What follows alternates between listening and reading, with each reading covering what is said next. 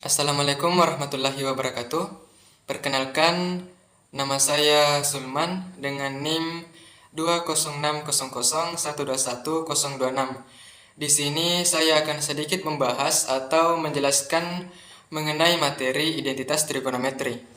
Mulai dari pengertian, apa sih itu identitas trigonometri? Lalu apa-apa saja cara untuk mengetahui kebenaran identitas trigonometri dan beberapa contoh mengenai identitas trigonometri. Untuk yang pertama, mengenai pengertian identitas trigonometri. Apa sih itu identitas trigonometri? Jadi, identitas trigonometri merupakan suatu relasi yang dapat memuat fungsi-fungsi trigonometri dan bernilai benar untuk setiap penggantian variabel dengan konstan anggota domain fungsinya. Nah, selanjutnya dengan kebenaran relasi inilah yang perlu kita ketahui kebenarannya. Lalu, apa-apa saja cara untuk mengetahui kebenaran identitas trigonometri?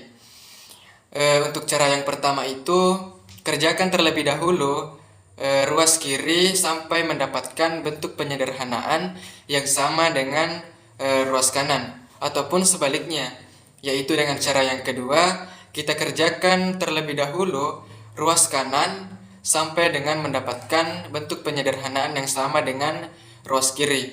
Kemudian untuk cara yang ketiga itu kita mengerjakan dua ruas sekaligus sampai mendapatkan bentuk penyederhanaan yang sama. Selanjutnya untuk lebih jelasnya saya akan menjelaskan beberapa contoh mengenai identitas trigonometri. Untuk contoh soal nomor 1, secant T dikurang sin T dikali tan T sama dengan cos T. Di sini kita akan membuktikan kebenaran identitas trigonometri antara ruas kiri dengan ruas kanan. Kita perhatikan di sini secant T. Secant T itu sama dengan 1 cos T. Jadi bisa langsung kita tuliskan 1 cos T. Nah, selanjutnya kurang sin T dikali tan T. Nah, di sini tangen T itu sama dengan sin T per cos T. Jadi bisa kita tuliskan sin T dikali sin T per cos T.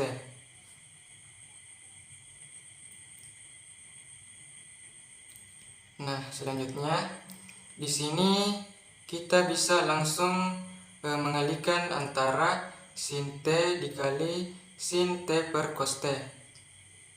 Tapi sebelumnya kita tuliskan terlebih dahulu 1 cos T dikurang sin T dikali sin T itu hasilnya sin kuadrat T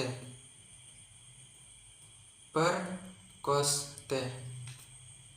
Nah, di sini bisa kita lihat penyebutnya antara kedua persamaan ini itu sama.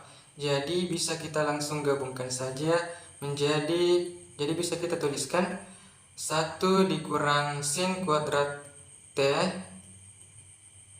per cos T. Nah, dari persamaan ini, dari persamaan 1 dikurang sin kuadrat T itu bisa dikatakan itu sama dengan cos kuadrat T. Jadi bisa kita tuliskan cos kuadrat T per cos T. Nah, di sini karena yang di atas dengan yang di bawah itu sama, jadi bisa saling menghabiskan. Yang di atas 2 dan yang di bawah 1. Jadi sisa cos T. Nah, di sini hasilnya kita sudah dapatkan dan kita lihat hasilnya itu sama. Jadi bisa kita simpulkan bahwa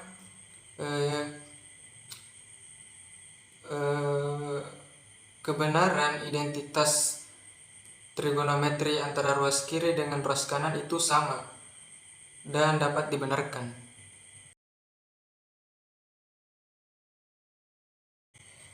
Nah, untuk soal nomor 2, 1 ditambah cos theta dikali 1 dikurang cos theta sama dengan sin kuadrat theta.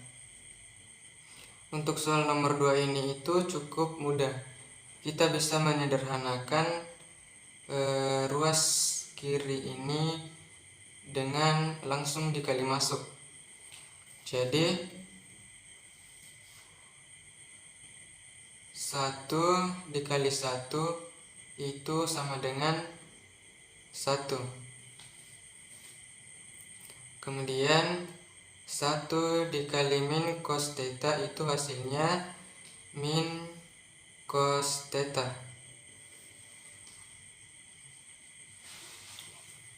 Kemudian kita kalikan lagi, cos theta dikali 1 itu sama dengan cos theta.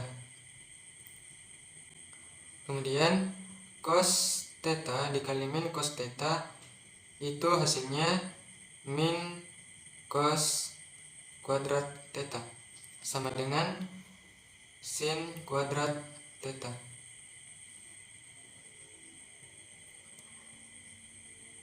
Di sini karena min cos theta dengan cos theta itu sama, maka bisa saling menghabiskan.